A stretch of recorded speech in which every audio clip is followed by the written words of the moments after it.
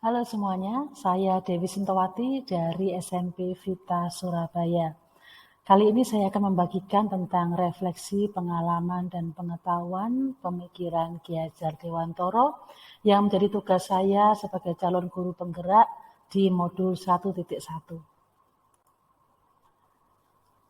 Sebelum saya mengikuti program guru penggerak ini dan mendalami pemikiran dari Ki Hajar Dewantoro tentang pendidikan, sebetulnya saya hanya mengenal Bapak Ki Hajar Dewantoro itu hanya sebagai tokoh, seorang tokoh ya, pahlawan dan pendiri Taman Siswa dengan 3 semboyannya yang biasa didengungkan dan biasa kita tahu. Hanya itu saja yang saya tahu, karena memang itu yang diajarkan ketika saya masih berada di bangku sekolah. Ternyata setelah saya mempelajari ini, setelah saya mengikuti CGP, kemudian membuka modul dan saya mulai mempelajari pemikiran dari KHD, ternyata pemikiran ini sungguh luar biasa dan di zaman itu ya Bapak Ki Hajar Dewantoro sudah mempunyai pemikiran yang luas. Bahkan saya pun yang sudah bertahun-tahun menjadi seorang guru tidak bisa berpikir seperti itu, tidak bisa berpikir seluas itu dan pemikiran ini pun tidak lekang oleh zaman. Jadi tetap sampai sekarang pun tetap bisa dipergunakan meskipun sekarang sudah beralih zaman pendidikan itu menjadi lebih ke arah multimedia dan lebih ke arah media sosial dan sebagainya. Jadi sebetulnya pemikiran ini benar-benar bagus dan dapat diterapkan untuk kita sendiri. Pertanyaan yang pertama untuk refleksi ini adalah apa yang saya percaya tentang murid dan pembelajaran di kelas sebelum saya mempelajari modul ini.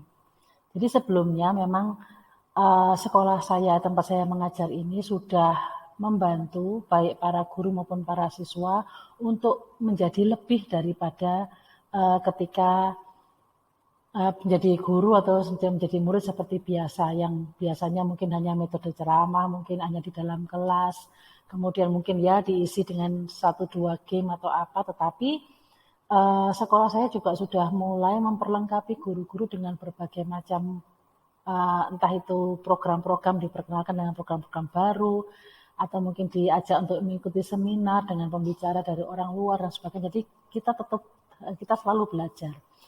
Nah, ketika saya mempelajari modul ini, itu saya baru sadar bahwa ternyata selama ini meskipun saya dan teman-teman saya sudah mempelajari hal-hal baru yang mungkin bisa berguna di dalam kelas, di dalam pembelajaran, ternyata masih memakai nilai itu sebagai acuan atau sebagai tolok ukur untuk mengukur siswa itu pandai atau tidak, lulus atau tidak, sesuai dengan KKM atau tidak. Nah, kami kurang melihat, kami kurang menilai siswa itu berdasarkan bakat dan potensi mereka. Bahkan kadang-kadang kami lupa bahwa mereka itu ternyata punya bakat dan potensi yang berbeda-beda. Kadang-kadang kami lupa bahwa anak satu dengan anak lain berbeda. Mungkin anak yang satu bisa dengan mendengar saja mereka mampu, mereka mengerti. Ada anak yang lain harus dengan menulis mereka baru bisa mengerti. Ada anak yang lain ini harus dua-duanya baru mereka bisa mengerti. Kadang-kadang itu yang sering terlupakan. Nah, yang berubah dari pemikiran saya adalah siswa itu punya bakat dan potensi yang berbeda-beda.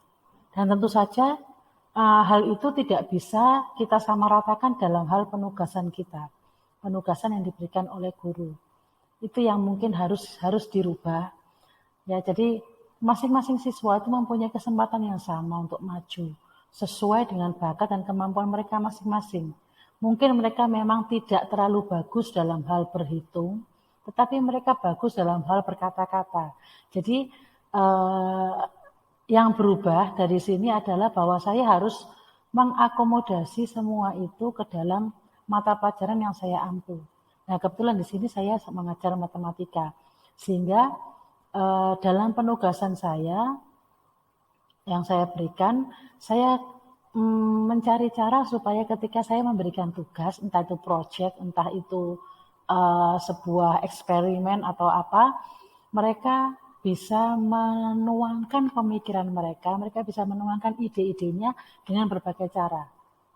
Sebagai contoh, saat ini saya sedang mengajar tentang bangun ruang sisi datar, dan saya memberikan tugas untuk, sebenarnya tugasnya mudah ya, maksudnya tugas itu tugas lama, yaitu membuat rangkuman dalam artian membuat list materi, rumus-rumus apa yang sudah ada dengan gambar-gambarnya. Tetapi di sini mereka bebas untuk mengumpulkannya.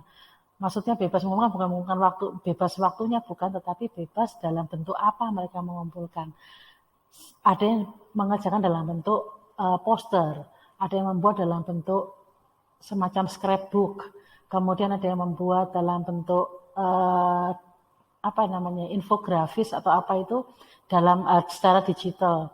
Kemudian ada yang membuat video, ada yang membuat video, ada yang macam-macam juga, ada yang mereka bicara sendiri, ada yang dibuat sebagai animasi sesuai dengan bakat dan kemampuan mereka masing-masing. Dan ternyata ketika deadline yang saya berikan itu dari 90 siswa itu yang tidak mengumpulkan hanya sekitar 5 orang. Itu sudah sangat berkurang banyak dibanding ketika saya memberikan penugasan yang dulu yang mengumpulkan paling separuh kelas, kalau enggak diobrak-obrak diberi kesempatan lagi baru mereka mengumpulkan dan sebagainya. Ternyata mereka menangi hal itu.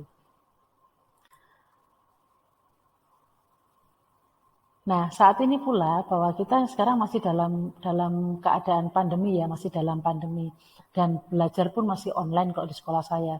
Tidak ada pertemuan yang offline seperti dulu, masih belum ada. Nah, dengan kegiatan ini tentu kita tahu ya bahwa kita sendiri pun sebagai guru pun merasa bosan. Setiap hari harus di depan komputer dan sebagainya tanpa bertemu dengan siswa pun bosan, apalagi anak-anak yang plus penugasan dan ulangan dan macam-macam hal yang lain. Nah, dari situ saya sadar bahwa ternyata anak kita pun sebagai guru itu juga perlu punya banyak kreativitas dan juga perlu belajar dan belajar lagi. Saya membekali diri saya sendiri ketika selama pandemi ini dengan berbagai macam diklat yang saya ikuti dengan mau saya sendiri, bukan disuruh sama sekolah, tetapi dengan keinginan saya sendiri untuk menarik minat anak-anak. Jadi tidak selalu bosan dengan matematika. Jadi saya selalu selang-seling gitu ya. Jadi pembelajaran, latihan, kemudian kita game, kemudian mencoba aplikasi baru bersama-sama. Kemudian saya beri penugasan membuat ini dengan ada panduan. Pertama memang ada panduan karena mereka pasti belum bisa mencoba aplikasi tersebut. Kemudian mereka diminta untuk membuat sendiri dan sebagainya. Jadi saya pun memperlengkapi diri saya juga dengan kemampuan itu, mengenal program-program matematika yang bisa kita pakai untuk sarana belajar anak-anak sebagai sarana bantu agar anak-anak menjadi lebih mengerti konsep matematika tanpa guru dan siswa bertemu. Karena memang agak sulit memberikan konsep matematika secara online seperti ini. Sementara kalau di kelas seperti biasa dulu sebelum pandemi itu enak sekali, itu pun kadang-kadang ada yang masih belum nyantol untuk konsepnya, apalagi ketika online seperti ini. Nah, kita sebagai guru harus banyak kreatif dan harus banyak mencari cara supaya pelajaran kita yang kita ampuni menjadi lebih fun, menjadi lebih menarik, menjadikan siswa itu sebagai subjeknya. Jadi seperti pemikiran tadi yaitu berhamba pada siswa, menjadikan siswa sebagai subjeknya sehingga siswa tidak merasa semacam dieksploitasi gitu ya, diberi tugas, diberi ulangan, diberi materi, semacam dieksploitasi tidak. Tapi mereka melakukan semuanya itu dengan senang hati. Kemudian pertanyaan yang ketiga adalah, apa yang bisa saya terapkan lebih baik? Ya, seperti yang tadi sudah saya katakan, yang bisa saya terapkan lebih baik adalah karena saya sudah memperlengkapi ya dengan beberapa diklat yang memang mungkin 1-2 saya masih belum terlalu expert, belum terlalu ahli di bidang itu ya. Jadi tetap saya akan selalu belajar dan yang bisa saya terapkan adalah para siswa harus membuka mata mereka untuk mengetahui bahwa matematika itu bukan hanya sekedar menghitung di kertas, dan mendengarkan ceramah guru atau mendengarkan penjelasan, tetapi mereka juga bisa melakukan sendiri di rumah. Seperti contohnya, volume volume prisma itu 3 kalinya volume limas dengan alas yang sama. Apakah betul seperti itu? Nah, mereka bisa mencoba sendiri dengan percobaan yang bisa dilakukan di rumah. Mereka bisa melakukannya sendiri tanpa perlu berkumpul dengan teman yang mungkin takut karena masih pandemi, tanpa perlu datang ke sekolah. Mereka bisa melakukan sendiri dengan peralatan yang mereka buat. Jadi mereka buat bangunnya dengan karton, kemudian menggunakan alat bantu beras dan juga timbangan. Itu sudah cukup untuk mereka bisa mengerti, mereka bisa membuktikan konsep dasar dari matematika tentang bangun ruang. Kemudian misalkan pembuktian bahwa kenapa kok pi itu 3,14 atau 22/7, dari mana asalnya. Nah, kita bisa berikan tugas kepada mereka sehingga mereka bisa mencoba sendiri di rumah. Dan dari situ mereka akan semakin menyadari bahwa sebenarnya matematika itu banyak ditemui di sekitar mereka. Bahwa mungkin mereka pun tidak sadar bahwa hal itu adalah matematika, termasuk dalam matematika. Sebagai contohnya,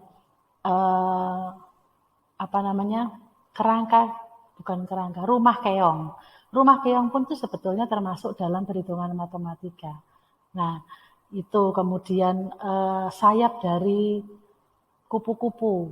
Kenapa kok sayap dari kupu-kupu termasuk dalam matematika juga? Iya, karena itu sayap dari kupu-kupu kiri dan kanan pasti sama. Mereka simetris, berarti mereka juga termasuk dalam transformasi geometri, yaitu tentang pencerminan. Kemudian pengubinan, pembuatan tekel, baik di rumah, di lantai rumah maupun di jalan. Itu pun termasuk dalam matematika. Nah, dari situ mereka bisa melihat bahwa ternyata matematika itu bukan sesuatu yang abstrak, tetapi mereka bisa tahu di sekitar mereka itu banyak sekali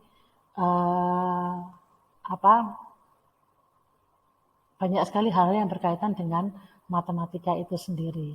Nah, dari situ mereka akan belajar tentang budaya lokal juga. Dari budaya lokal, dari ke alam sekitar mereka. Nah, itu pun termasuk dalam pemikiran Kecal Dewantoro tentang pendidikan. Oke, itu refleksi dari saya. Sekian refleksi dari saya. Saya Dewi Sentowati dari SMP Vita Surabaya. Salam.